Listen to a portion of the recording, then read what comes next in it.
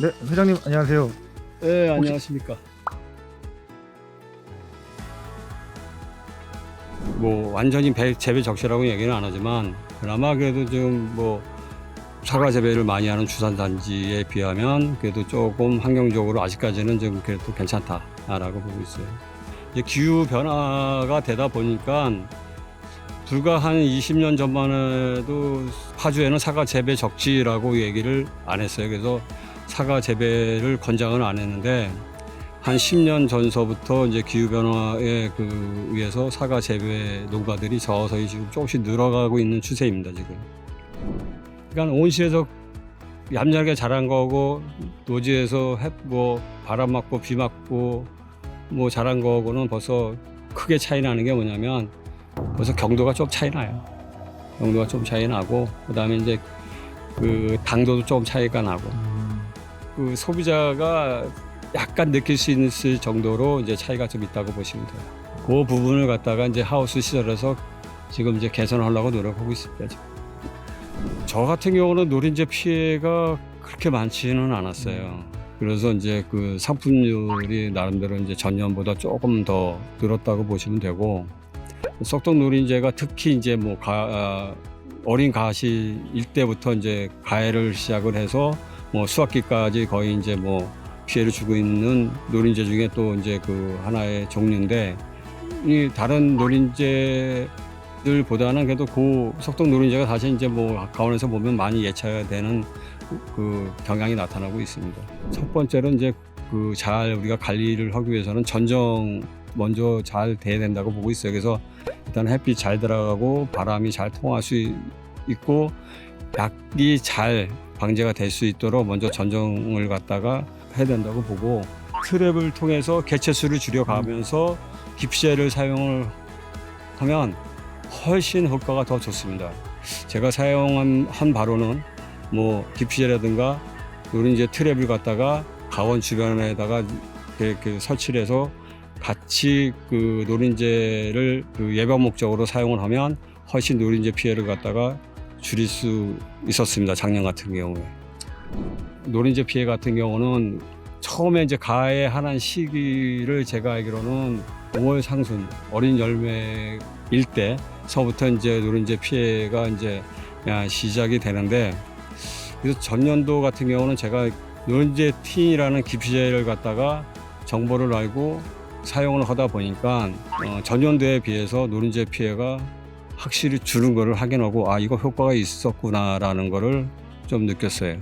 작년에 이게 여름에 노린재 틴을 갖다가 걸었던 거고, 근데 이제 노린재 틴을 걸 때는 약 요 나름대로 뭐 매뉴얼이 있더라고요. 그래서 이제 요거를 어깨 높이에서 한 4, 5m 간격으로 갖다가 요거를 깁시제를 갖다가 걸면 충분하게 뭐 효과를 볼 수 있다고 보고, 사과가 수확하자서부터 이제 노화가 시작되는 부분이 있는데, 일단 스마트 오션을 처리하게 되면 노화가 이제 멈추는 거기 때문에 아무래도 이제 뭐 포장이나 이런 거 할 때 어떤 상품에 대한 어떤 만족도를 느끼는데, 유통 기간이 뭐 저 같은 경우는 조금 길게 가져가는 뭐 형태이기 때문에, 그래서 이제 스마트 오션을 갖다가 매년 이제 처리를 합니다. 그러면 아무래도 이제 과일에 대한 그 품질에 대한 거를 갖다가 유지를 할 수 있으니까 나름대로 유통 시에 이제 소비자의 어떤 만족도는 아주 좋아요.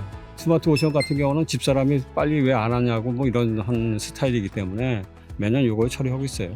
네.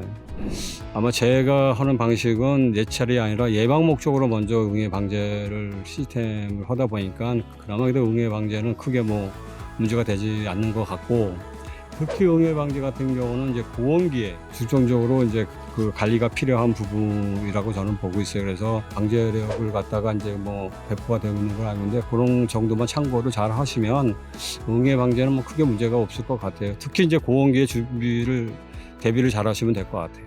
응애도 내성이 생기면 안 된다고 보고 있어요. 그래서 교살포를 하는 쪽으로 약제를 선택하시면 되고, 예를 들어서 계통이 다른 약제를 갖다가 선택을 해서 하시게 되면 크게 문제가 없고, 요즘 뭐 응애 약제들이 많이 지금 뭐 좋은 것들 많이 나오고 있는데, 마이트킨 같은 경우라든가 뭐 그런 약제 정도만 선택을 잘 하시면 크게 문제될 건 없을 것 같아요.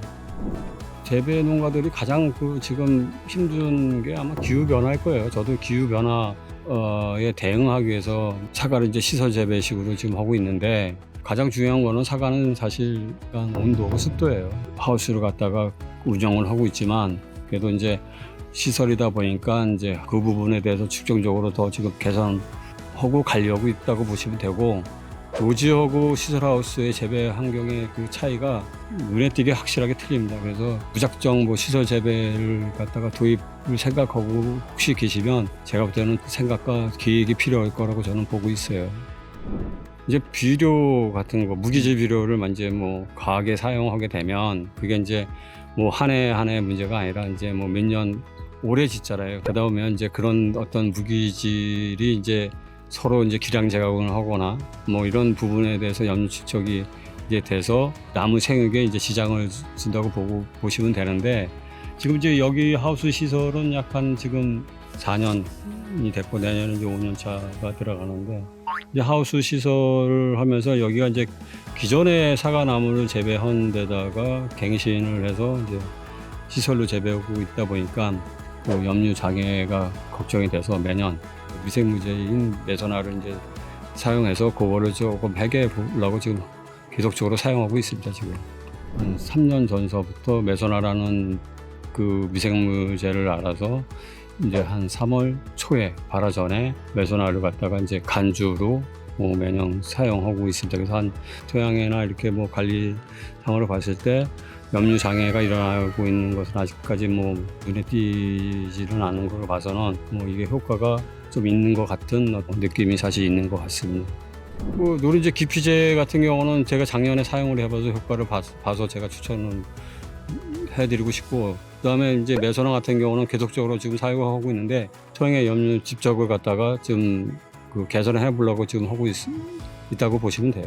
스마트 오션은 일단은 사과의 저장력을 향상시켜주는 역할을 하기 때문에 그 저장력 향상을 시켜주면 그에 따른 또 품질을 유지할 수 있고, 그다음에 이제 포장을 해서 유통을 하게 되면 나름대로 이제 소비자의 또 만족도를 얻는다고 보시면 될 것 같아요.